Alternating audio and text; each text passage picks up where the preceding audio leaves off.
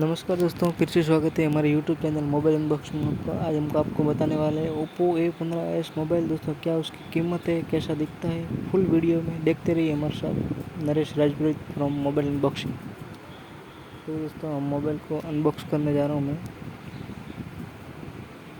दोस्तों, Oppo A15s की आज की कीमत है 9वें महीने 2021 में उसकी कीमत है बता दोस्तों 12,950 रुपये, जो कि 13,000 में 50 रुपये कम में बिल के साथ बेचा गया हूँ।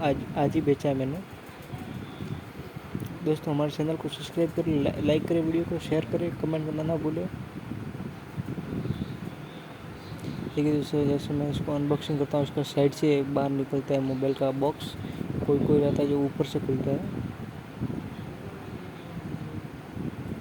दोस्तों, ओप्पो मोबाइल की एक खासियत है कि ओप्पो मोबाइल भले कितने भी रैम में हो, पर उसमें हैंग होने की संभावना कम से कम रहती है। और उसमें नेटवर्क की अच्छी खिंचाई होती है। जैसे कि आप एक MI का ले लो, एक ओप्पो का ले लो। MI में रेंज कम पकड़ेगा, ओप्पो में ज़्यादा पकड़ेगा, क्योंकि ओप्पो की सबसे पहले से खासियत दोस्तों मैंने यूज़ किया हुआ इसलिए मेरे को पता है।